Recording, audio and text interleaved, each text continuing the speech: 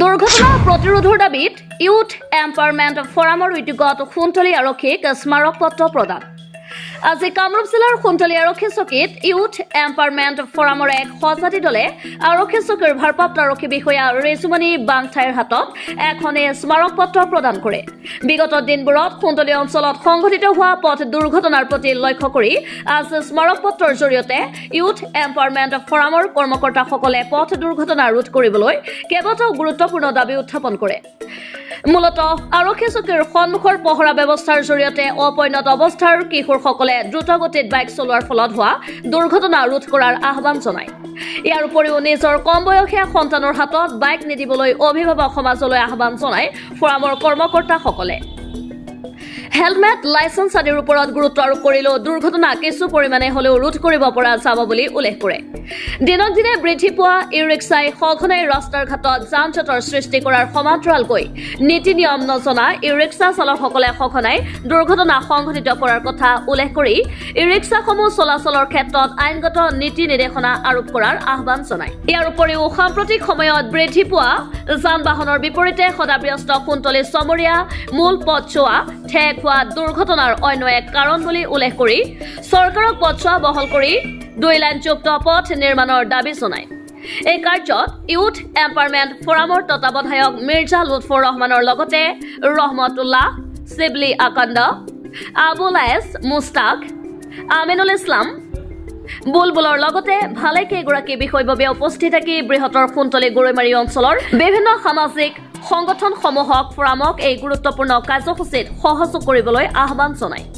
প্ৰশাসনক আবেদন জনাইছোঁ যে তেখেতসকলে ইয়াত অন্তত এটা বেৰিকেড বহাই চেক কৰিব লাগে আমাৰ এইখিনিত যে হেলমেট কাৰ নাই আৰু অভাৰ স্পীডত গাড়ী চলোৱা ল'ৰাখিনিক নিয়ন্ত্ৰণ কৰাৰ সেইটো এটা ব্যৱস্থা কৰিব পাৰিব তাৰ পৰাই। আৰু লাইচেন্স চেক কৰিলে গম পোৱা যাব যে আণ্ডাৰ এজ কোন ল'ৰা হয় যে আণ্ডাৰ এজ ল'ৰা ছোৱালী যাতে বাইক চলাব নোৱাৰে। আৰু ইয়াৰ কাৰণে বিশেষকৈ আমি অভিভাৱকসকলকো সজাগ কৰিব লাগিব, তেওঁলোকে যাতে সৰু সৰু ল'ৰাক বাইক নিদিয়ে। আমি আজি ইউথ এম্পাৱাৰমেণ্ট ফৰামৰ পৰা এখন মেমৰেণ্ডাম দিলোঁ আমাৰ সোণতলী আউটপোষ্টৰ ইনচাৰ্জক, যে আমাৰ ইয়াত বিগত সময়ত দেখা গৈছে যদি আমি 2 বছৰ ধৰোঁ বহু কেইগৰাকী ল'ৰা বাইকৰ এক্সিডেণ্টত মৃত্যু হৈছে। ইয়াৰ মুখ্যতঃ কাৰণ হিচাপে আমি দেখিছোঁ যে অভাৰ স্পীডিং আৰু হেলমেট নোহোৱাকৈ বাইক চলোৱা আৰু আণ্ডাৰ এজ ল'ৰা ছোৱালীয়ে বাইক চলোৱা লাইচেন্স নোহোৱাকৈ। এই যে দুৰ্ঘটনাবোৰ হৈছে, শোকাবহ মৃত্যু হৈছে, ইয়াত অঞ্চলৰ আমাৰ যুৱ সমাজৰ বেছি ক্ষতি হৈছে। আমি ভাবিছোঁ যে এইবিলাক আইনগতভাৱে অলপ বন্ধ কৰিব লাগে। অভাৰ স্পীডিং, হেলমেট নোহোৱাকৈ বাইক চলোৱা আৰু আণ্ডাৰ এজ ল'ৰা ছোৱালীক বাইক দিয়াটো আমি অভিভাৱকে বন্ধ কৰিব লাগে। তাৰ কাৰণে আমি সকলোৱে সজাগ হ'ব লাগে। আমি ইউথ এম্পাৱাৰমেণ্ট ফৰামে এইটো সজাগতা কাৰ্য হিচাপে আমি লৈছোঁ আৰু আশা কৰিছোঁ যে প্ৰশাসনে এই ক্ষেত্ৰত ভাল এটা গুৰুত্বপূৰ্ণ ভূমিকা পালন কৰিব আৰু আমাৰ ল'ৰা ছোৱালীৰ ভৱিষ্যত সুৰক্ষিত কৰিব। এইখিনিতে মই আৰু এটা আহ্বান জনাম, আমাৰ এই সোণতলী গৰাইমাৰী অঞ্চলৰ যিখিনি সংগঠন আছে, ছাত্ৰ সংগঠন হওক বা সামাজিক সংগঠন হওক, তেখেতসকলে যাতে আমাৰ এই প্ৰয়াসত সহযোগ কৰে।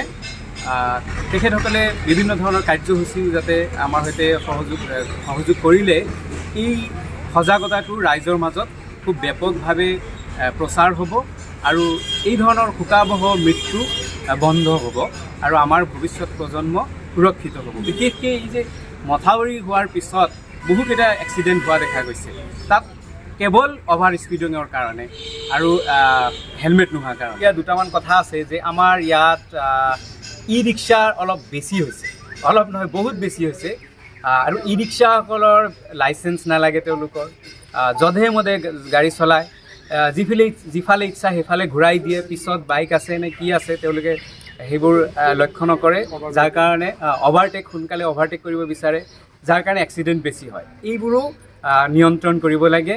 আৰু ৰাস্তা, আমাৰ যিটো চমৰীয়া সোণতলী ৰাস্তা, এইটো বহল কম হোৱাৰ কাৰণেও আৰু গাড়ী মটৰ বেছি হোৱাৰ কাৰণেও এক্সিডেণ্টবিলাক হৈ থকা দেখা গৈছে গতিকে আমাৰ চৰকাৰলৈ এইটো এটা আহ্বান আমাৰ ইউথ এম্পাৱাৰমেণ্ট ফৰামৰ পৰা যে আমাৰ এই মুখ্য ৰাস্তাটো বহলকৰণ কৰিব লাগে আৰু খুণ্টলিৰ পৰা আবুল হাছেমৰ ৰিপৰ্ট আছাম লোকেল নিউজ।